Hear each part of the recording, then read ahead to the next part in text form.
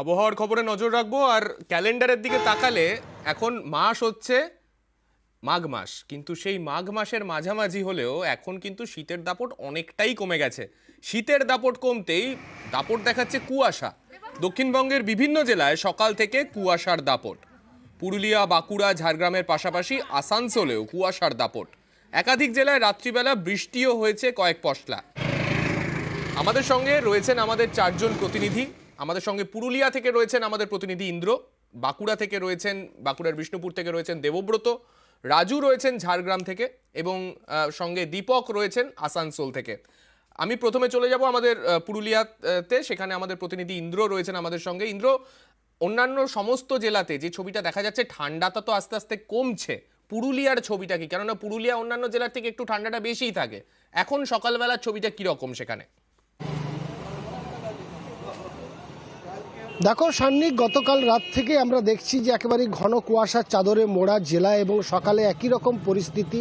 দৃশ্যমানতা কম এরই কারণে এবং গাড়ি চলছে ধীর গতিতে। এবং ঠান্ডার কথা যেটা তুমি জানতে চাইছিলে, ঠান্ডা অনেকটাই কমে গেছে। তার কারণ আজ জেলার সর্বনিম্ন তাপমাত্রা 13 ডিগ্রি রয়েছে এবং বৃষ্টি হয়েছে 4 মিলিমিটার।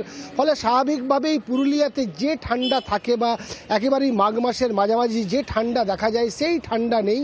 অনেকটা ঠান্ডা উধাও হয়ে গেছে। হালকা শীত রয়েছে, সকালের দিকে শীতবস্ত্র পরে বেরোচ্ছে সবাই। তবে কুয়াশার দাপট ব্যাপক রয়েছে আজকে জেলাতে। সকালে কিচ্ছু দেখা যাচ্ছিল না, যারা রাস্তায় বেরোচ্ছিল খুব সাবধানে চলাফেরা করছিল এবং যে গাড়িগুলো যাচ্ছিল ধীর গতিতে যাচ্ছিল। তার কারণ যেটা তোমাকে বললাম, দৃশ্যমানতা খুবই কম ছিল ঘন কুয়াশার কারণে। এবং এই কুয়াশা শুধু শহর নয়, গ্রামেও একই রকম। অযোধ্যা পাহাড় পুরো কুয়াশায় ঢেকে রয়েছে এবং এই কুয়াশাকে উপভোগ করছে একেবারেই পর্যটকেরা এবং জেলার মানুষ। তুমি দেখছো যে বেলা হলেও কুয়াশার দাপট রয়েছে এবং যে ঠান্ডা থাকে মাঘ মাসে সেই ঠান্ডা নেই। ঠান্ডা কার্যত উধাও হয়ে গেছে। যে ঠান্ডা রয়েছে সেটা একেবারেই হালকা শীত রয়েছে। তবে কুয়াশার কারণেই সবাই একেবারে শীত বস্ত্র পরেই বেরোচ্ছে যাতে ঠান্ডা না লেগে যায়। সান্নিক, বেশ, ইন্দ্রজিৎ যেমন বলছিল, যেরকম ছবি পুরুলিয়ার তুলে ধরলো, সেখানে তো কুয়াশার দাপট রয়েছেই। আমি চলে যাব বিষ্ণুপুরে, সেখানে আমাদের প্রতিনিধি দেবব্রত রয়েছেন আমাদের সঙ্গে। দেবব্রত, বিষ্ণুপুরেও কুয়াশা রয়েছে, সেরকম ছবি আমরা দেখলাম। রাস্তাঘাটের কি অবস্থা? যান চলাচল কতটা স্বাভাবিকভাবে করতে পারছে? কেননা যেরকম কুয়াশার দাপট রয়েছে, যান চলাচল তো কিছুটা বিঘ্নিত হওয়ার কথা। একেবারে সান্নিক, দেখো যান চলাচল বিঘ্নিত হচ্ছে, কারণ ধীর গতিতেই চলছে সমস্ত যান। কারণ যেমনটাই মনে করা হচ্ছে যে এত পরিমাণে কুয়াশার জেরে দুর্ঘটনার প্রবণতাও বাড়তে পারে, যে কারণে হেডলাইট জ্বেলেই কিন্তু প্রত্যেকটা গাড়ি রাস্তা দিয়ে ক্রস করছে। বিষ্ণুপুরের আকাশ যদি তোমাকে বলি, সকাল থেকেই কিন্তু মেঘাচ্ছন্ন আকাশ, সূর্যের দেখা নেই। অর্থাৎ সকাল থেকেই কোনো রোদ ওঠেনি, চারিদিকে কুয়াশার চাদরে মুড়েছে।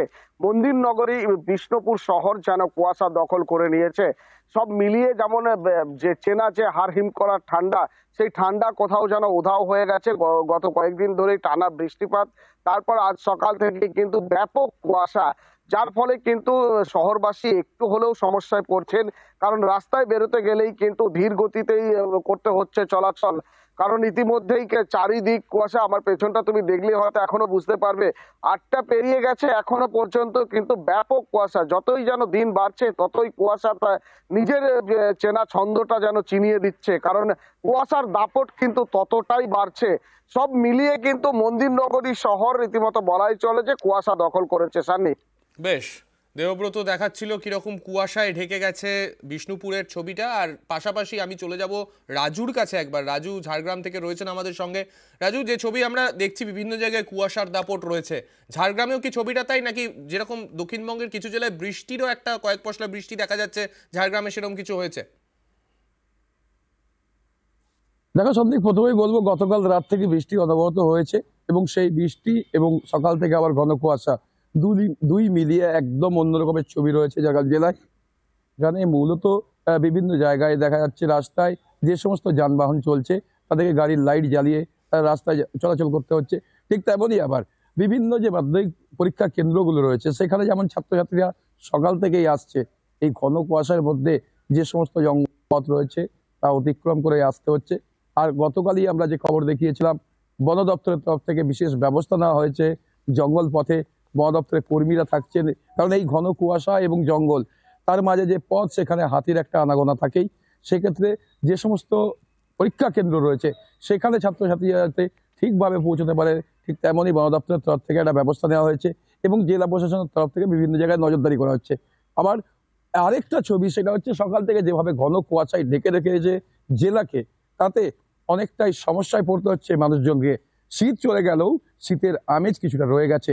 সেক্ষেত্রে সকাল থেকে এই কুয়াশা এবং যে শীতের অনুভূতি, তার মধ্যে গতকাল রাতের যে অনবরত বৃষ্টি হয়েছে, সেই বৃষ্টি সব মিলিয়ে একটা অন্য রকমের ছবি রয়েছে ঝাড়গ্রাম জেলাতে।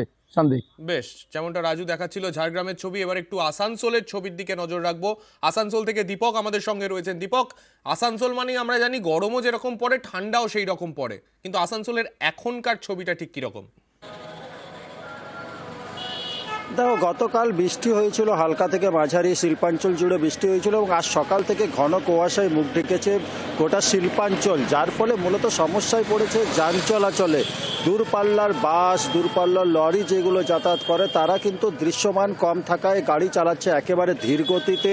অন্যদিকে রেলপথও ঠিক একইভাবে ঘন কুয়াশার জেরে প্রভাব পড়েছে দূরপাল্লার ট্রেনে। দূরপাল্লার ট্রেন যে গতিতে চলাচল করে সেই গতিতে চলাচল না করে পরে অনেকটাই ধীর গতিতে চলাচল করছে। কারণ হচ্ছে দৃশ্যমান অনেকটাই কম। দৃশ্যমান এতটাই কম কি কয়েক মিটার দূরত্বে দেখা যাচ্ছে না বা চালক বুঝতে পারছে না কি সামনে থেকে কি আসছে। তাই আলো জ্বালিয়েও গাড়ি চালালেও কিন্তু সমস্যায় মুখে পড়ছে দৃশ্যমান কম থাকায় এই ঘন কুয়াশার জেরে। এবং যত সকাল বাড়ছে, এখন দেখো প্রায় 8:30 বাজতে চলেছে এবং কুয়াশা কিন্তু এখনও গোটা ঘন কুয়াশায় মোড়া আছে গোটা আসানসোল শিল্পাঞ্চল। অর্থাৎ যে কুয়াশার জন্য সমস্যা পড়েছে সেটা হচ্ছে মূলত যান চলাচলে সমস্যা পড়েছে। একদিকে যেমন ট্রেন চলাচলে, অন্যদিকে সড়ক পথে গাড়ি চলাচলও সমস্যায় পড়েছে এই ঘন কুয়াশার জেরে।